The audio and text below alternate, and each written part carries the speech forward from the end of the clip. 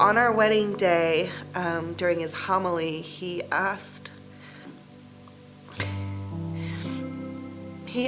me how many children I would like to have. And I think totally by the Holy Spirit, I just said, however many God blesses us with.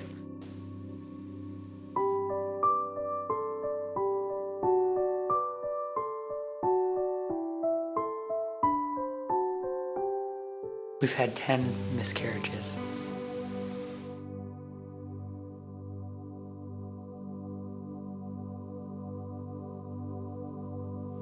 We're the parents of 10 heavenly children and one on the way.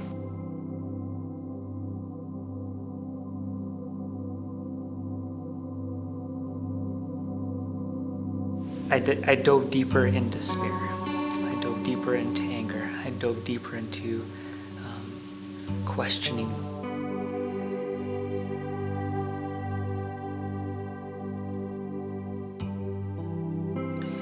I do imagine holding this baby. I've imagined holding every single one of my kids.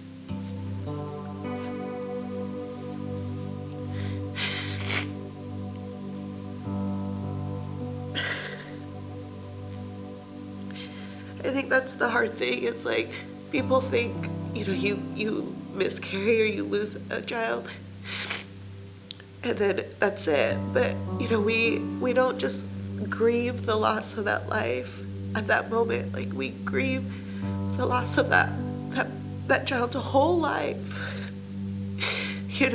When they take their first steps, when they're baptized, their first day of school, or whatever would have been their life. And that's hard because we've gone through that so many times, of imagining what this life would have been like, what they would have looked like, whose nose they would have had. Because there was moments in the miscarriage journey where we just wanted to keep, especially in the beginning, to keep it to ourselves, to kind of close it in, and keep it private. But in the way that we publicly said our vows, we realized that publicly sharing, not really publicly, but sharing it with other people and inviting God's graces to pour over us, it wasn't easy to get to that step. But once we entered that and allowed that to happen, there was so much grace, and knowing that God was pouring through those people's and our friends and our family's prayers was such a tremendous wrapping of their arms in love, that we just felt like, okay, God, you're here. When we first started to share, it was in our small group, and they really helped us, I think. And just, we're praying, and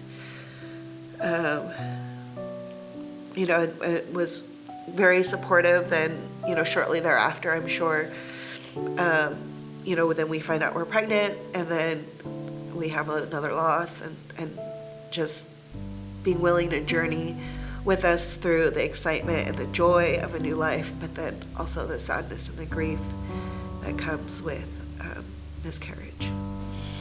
Jesus lived a life showing us that all these struggles, he sanctified those struggles by his life, being human and divine. For us, this is the story of our cross. As a family, it's the story of the losses, the grief. But we don't sanctify it. The Holy Spirit has sanctified this portion of our lives, this cross that we surrendered to God. The model is Jesus. He followed the will of the Lord, trusted him, and that's what we need to do as well. Whatever cross that it is to surrender.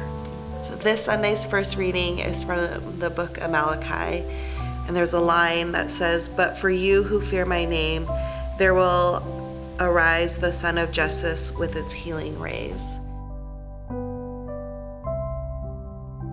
His love and mercy have healed my heart and healed me as a person in our marriage more than I could have ever thought could happen. But I think especially there's been a lot of healing with this current pregnancy and anticipating the birth of this one. I was trying to make the healing, like I was trying to make a fictitious son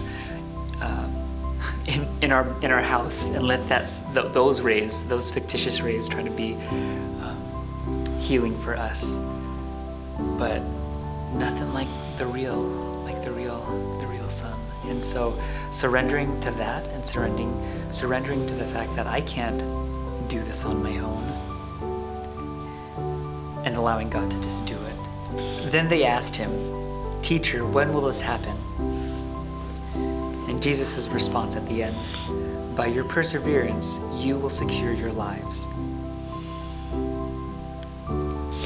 Making that the foundation in the hard times that we entered, and going through these miscarriages and these losses of these lives, for sure has built a sense of perseverance, knowing that we can get through this. I appreciate the wisdom of the church by giving us the discipline every single year to practice what hopeful anticipation is, and in different forms and in different fashions of our lives.